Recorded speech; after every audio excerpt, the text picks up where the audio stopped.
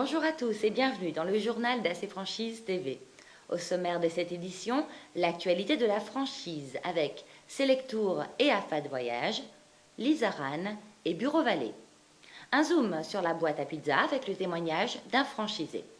L'actualité business avec le conseil d'experts où Jean Sampère nous répond à la question « Que penser des franchises qui offrent des réductions sur leurs droits d'entrée ?» Et la franchise à l'international avec le salon de Moscou qui se déroulera à la rentrée.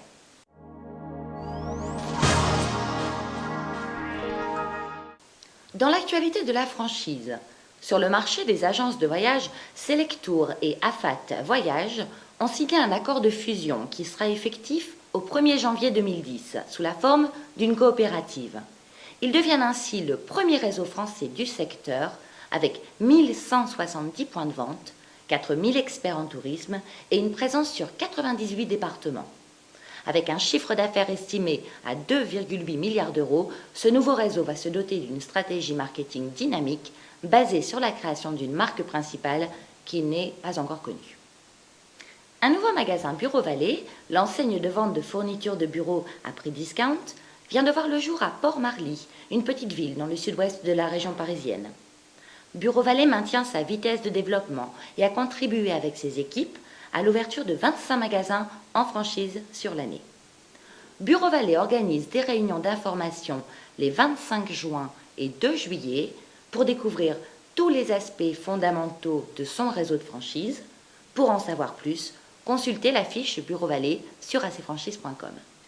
La franchise Lizaran, restaurant à tapas et taverne espagnole, marque aujourd'hui sa présence dans 11 pays. Le réseau compte plus de 200 bars à tapas dans le monde. Aujourd'hui, Lizaran est présent pour l'Europe en Espagne, en Italie, au Portugal, en Allemagne et à Andorre, mais aussi en Chine, aux États-Unis, en Russie, au Mexique et a même déjà trouvé son nouveau master franchisé pour Dubaï. Avec 3 franchises en France, le réseau cherche des masters régionaux.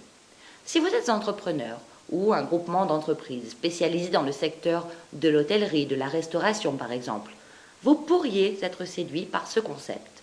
AC Franchise TV vous permet de le découvrir en vidéo. Vous trouverez plus d'informations sur ces enseignes sur l'annuaire d'acfranchise.com. De suite, un zoom sur la boîte à pizza avec le témoignage d'un de ses franchisés. Monsieur Régis Planchard, bonjour.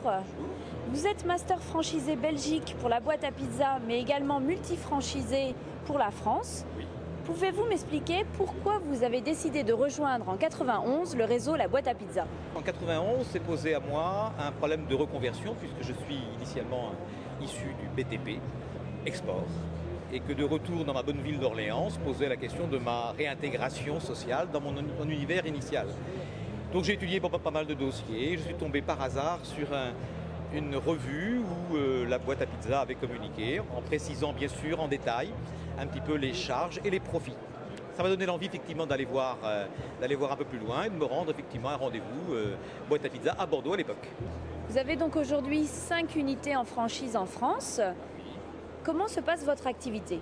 Plutôt bien, puisque depuis toutes ces longues années, nous sommes toujours en progression de chiffre d'affaires. Juste pour la petite histoire, en 91, quand on a ouvert ce premier magasin, nous faisions 90 000 francs de chiffre d'affaires et nous étions le premier magasin de France. Aujourd'hui, nous faisons 4 à 5 fois plus de chiffre d'affaires, donc le concept a bien et bien évolué. Quel soutien recevez-vous de la part du franchiseur? Écoutez, on a un soutien permanent parce que l'organisation de la boîte à pizza est faite de telle sorte que nous avons par région, par groupe de magasins, un animateur qui vient en soutien permanent, autant pour la préparation de l'ouverture d'un magasin, l'ouverture, mais aussi après l'accompagnement en temps réel. Ça veut dire qu'aujourd'hui, si j'ai besoin de répondre à une question, j'ai eu un incident avec un client, un problème fournisseur, un problème pratique avec un montage de pizza, je vais appeler mon animateur et je sais que s'il ne décroche pas dans l'instant immédiat, dans la demi-heure qui suit, il aura répondu à ma question. Donc il y a un suivi permanent. Ça, c'est le fonctionnement, l'opérationnel, mais aussi d'un point de vue du marketing.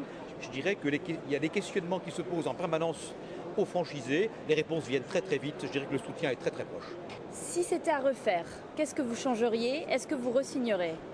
Ah, si c'est à refaire, je re-signe immédiatement parce qu'effectivement, j'ai connu l'évolution du réseau de 91 dans l'emporté à aujourd'hui, effectivement, un réseau qui a atteint sa maturité et qui est aussi un concept très très évolué. Je dirais que si demain matin on demandait de re-signer, je re-signe sans discuter. Je suis un franchisé heureux et qui continue de développement avec la boîte à pizza.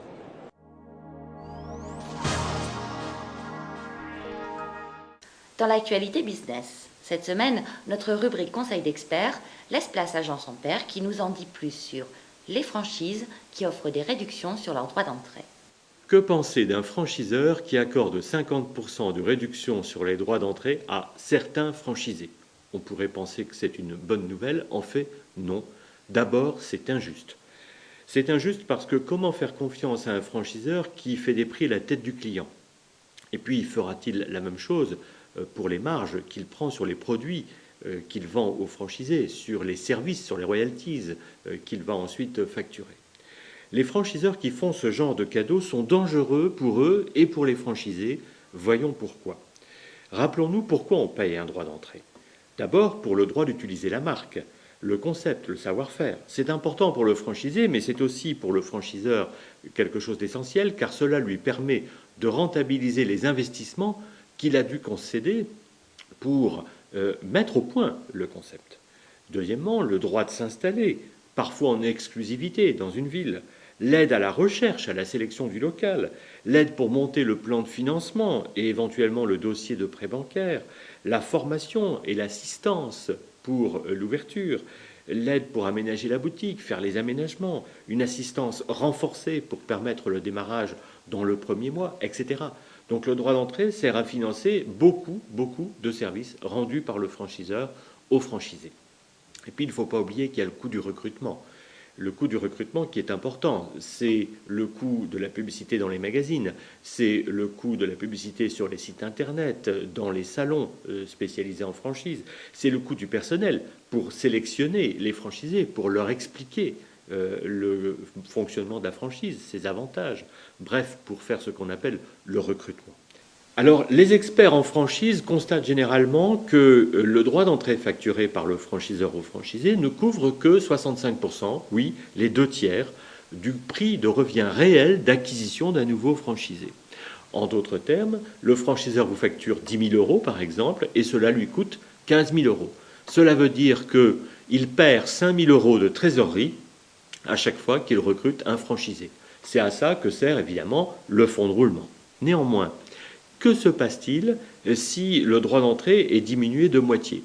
Au lieu d'encaisser 10 000 euros, le franchiseur va encaisser 5 000 euros. Au lieu d'avoir 5 000 euros de perte de trésorerie, il aura 10 000 euros de perte de trésorerie. Donc on risque d'avoir 2 fois plus de franchisés qui rejoignent le réseau à cause du prix attractif, pour 2 fois plus de pertes par franchisé, c'est-à-dire 4 fois plus de pertes et de besoins en fonds de roulement. C'est pour ça que de nombreux réseaux qui diminuent le montant du droit d'entrée de manière arbitraire, comme cela, finissent par avoir des problèmes financiers. Alors, problème financier du franchiseur, oui, mais également nécessité pour le franchiseur de diminuer ses services, d'offrir moins d'avantages aux franchisés, de diminuer ses coûts pour réussir donc à équilibrer ses comptes. Donc un danger pour le franchisé de ne pas réussir à faire démarrer son chiffre d'affaires par manque d'assistance du franchiseur. C'est pour ça que, d'une manière générale, baisser le montant du droit d'entrée est une manœuvre dangereuse aussi bien pour le franchisé que pour le franchiseur. Il y a néanmoins des cas où ça se passe bien, où le besoin en fonds de roulement du franchiseur a été suffisamment bien prévu. Et dans ce cas-là, qu'est-ce qui se passe?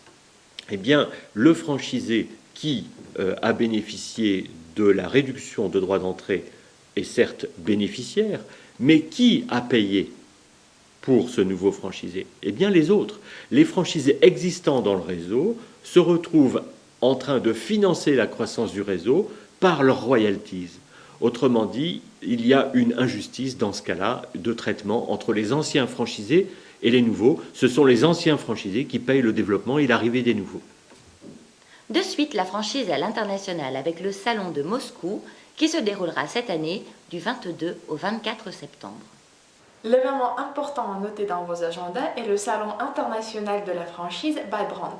Il se tiendra à Moscou du 22 au 24 septembre 2009 à Crocus Expo. La 7e édition du salon promet être très dynamique avec plus de 200 exposants et 26 pays participants. Les visiteurs trouveront de nombreuses opportunités pour créer des entreprises en réseau. Actuellement, sur le marché russe, on trouve entre 450 et 500 franchises, avec 70% de franchises russes et 30% de franchises internationales. Donc, il y a du potentiel pour des concepts étrangers. Les secteurs tels que la restauration rapide et l'alimentation, avec les boulangeries et les supermarchés, sont en plein essor. N'hésitez pas à nous contacter pour plus d'informations et regardez la vidéo interview de Yekaterina Soyak, l'organisatrice du salon by Brand. Merci de votre attention et à la semaine prochaine pour de nouvelles actualités sur AC Franchise TV.